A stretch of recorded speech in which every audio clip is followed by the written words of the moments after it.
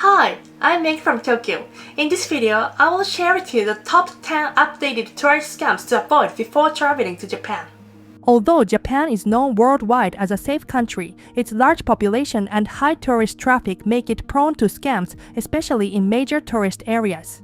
To ensure your trip remains a great experience, check out this video in advance.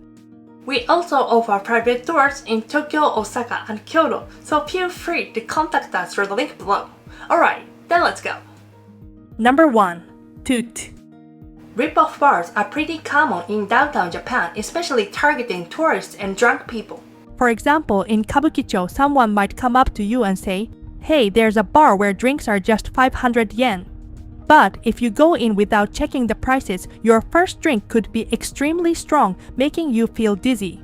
Meanwhile, there have been cases where credit cards were misused or huge fees were added under names like charge fees, nomination fees, or service fees. If customers refuse to pay, staff would threaten them by saying things like, "If you don't pay, you're not leaving here." If they didn't have cash, some were even taken to an ATM and forced to withdraw money. But in recent years, Japanese police have cracked down on these scams, so these kinds of rip-offs have become much less common. In the Shinjuku area, on the other hand, more sophisticated scams have been reported. For example, in the name of a charge fee, a weekend surcharge or seat charge may be added to the bill, resulting in an unexpectedly high total. While it is common for Japanese restaurants to charge a cover fee called otoshi, it is typically around 600 yen. Charging 6,000 yen or more is highly unusual, except at a few high-end establishments. In these situations, it's hard for the police to step in.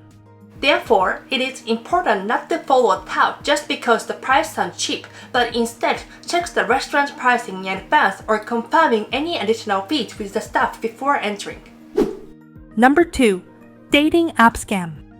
In downtown areas of Japan, especially Kabukicho, Roppongi, and Ikebukuro in Tokyo, scams using matching apps are common, targeting both Japanese and foreign tourists.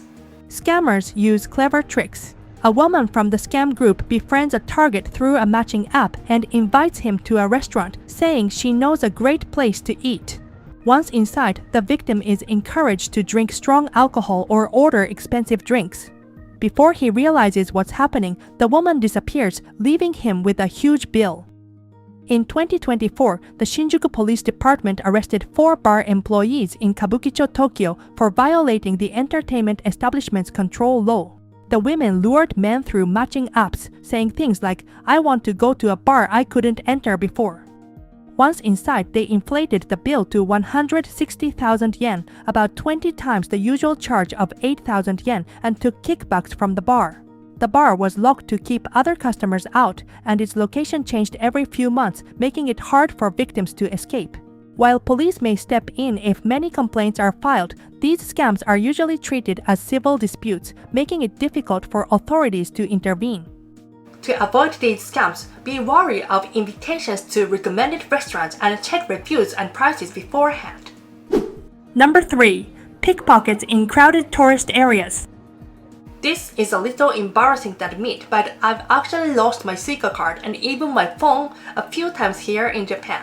And every single time I got them back, someone had turned them into a police box or given them to station staff. But recently, things have started to change a little.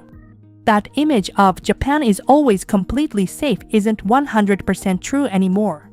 Especially in crowded tourist areas, more cases of pickpocketing and theft are happening. For example, in spring 2025, an American man living in Japan had his backpack stolen in Shibuya Center Gai. Inside were expensive sunglasses and a wallet with 100,000 yen in cash.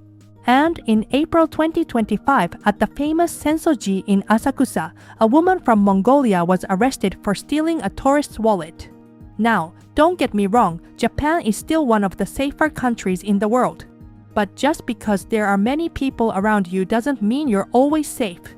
So when you visit crowded places, please remember these simple tips. Wear your backpack in front of you, don't keep your phone or wallet in your back pocket, and make sure your bag is closed, especially on crowded trains or busy streets. Small habits like these can help protect your belongings while traveling in Japan.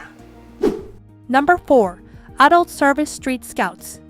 Recently, there has been an increase in scams targeting foreign tourists in Kabukicho, Tokyo. One thing you should be especially careful about is street touts. They may approach you in English and say things like, "It's cheap, we have cute girls," or "You can hang out with girls who look like adult film stars," and then try to lead you to a shop. Some of these are illegal adult entertainment businesses targeting foreigners. In fact, a group operating one of these businesses was arrested in 2026. You may be told that you need to pay a deposit or advance payment, but after paying, the woman may never show up or the shop may suddenly stop responding. If you ask for a refund, they may demand even more money, calling it a cancellation fee or a confidentiality fee. To avoid these kinds of problems, it's important not to follow street touts. Especially if you're asked to pay in advance or leave a deposit, you should strongly suspect a scam. Number 5. Taxi Overcharge Scam. In Japan, taxi drivers can't tamper with meters. However, some drivers take longer routes on purpose to increase fares by 1.2 to 1.5 times. These tricks are hard to notice and usually don't cause big issues, but they might be more common than you think.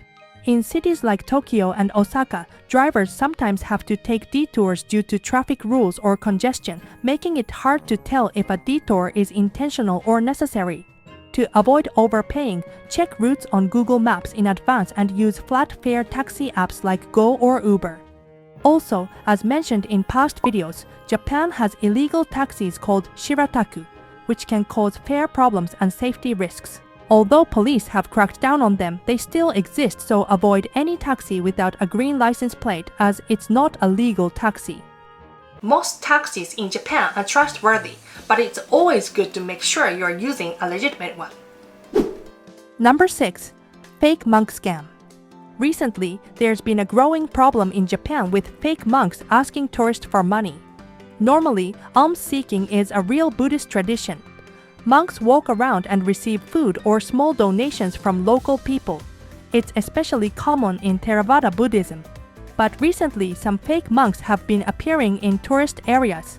For example, around Ueno Toshogu in Tokyo, there have been reports of people dressed like monks approaching foreign tourists. They usually wear orange robes and white hats, then ask tourists for money. Sometimes they hand you prayer beads or small amulets first, and then ask you to pay for them. Many of them work in groups. One person talks to tourists while others watch the area nearby. Real Buddhist monks do not aggressively ask people for money or try to sell things to tourists. So, if someone dressed like a monk approaches you at the tourist spot, just be careful before giving them money. Number 7. Illegal Street Scouts. In Japan, it's actually not that unusual for people to get scouted on the street and later work as models or entertainers. There are also many foreigners working as models here. But honestly, you should be a little careful with these kinds of scouting offers. There have been cases involving money problems and even sexual abuse. This especially happens to foreigners who have been living in Japan for a longer time. For example, some people are told they need to pay lesson fees or registration fees and end up paying a lot of money. But after that, they may get very little support, or the agency may suddenly stop replying altogether. There have also been reports of people being pressured into appearing in adult videos against their will. Some victims were even minors, which is why Japan later created new laws to help prevent these kinds of problems. So, if someone scouts you in Japan, don't trust them right away. Make sure to carefully check the company and the contract details first. Number 8. QR Code Scam. Recently, QR codes for ordering and payment have become common in Japanese restaurants and food courts. However, scammers are taking advantage of this by using fake QR codes to steal credit card information. Scammers stick fake QR codes on tables and order panels in food courts. When customers scan them, they are redirected to a fake order page. After choosing their food, they are asked to enter their credit card details, and if they proceed with payment, their information is stolen and misused. Since fake QR codes look almost identical to real ones, more and more people are falling for this scam without realizing it. To avoid getting scammed, always check if the QR code has been tampered with or replaced, and don't enter payment details on suspicious screens. If you think your credit card has been misused, contact your credit card company immediately. Number 9. Dual pricing. Whether charging different prices for tourists is considered fraud is unclear, but some foreign visitors may unknowingly enter a restaurant and end up paying more. For example, a restaurant that opened in April 2024 in Shibuya offers an all-you-can-eat lunch on weekdays at a price 1,100 yen higher for foreign visitors. Another long-established restaurant in Kyoto provides a 14,300 yen course meal exclusively for Japanese customers. Both restaurants explain that the price difference is due to additional costs such as the employment of English-speaking staff. Currently, only a few restaurants have introduced dual pricing, but future trends will be closely monitored. Meanwhile, double pricing is also being discussed in public facilities and infrastructure. Himeji Castle in Hyogo Prefecture raised its admission fee on March 2026. Visitors aged 18 and over who are not Himeji City residents now pay 2,500 yen, while Himeji City residents continue to pay 1,000 yen. In addition to Himeji Castle, the growing number of tourists in Kyoto has made overcrowding on city buses a major issue. To address this, the city of Kyoto has announced plans to introduce a resident priority fare system which would charge different fares for residents and non-residents by fiscal year 2027.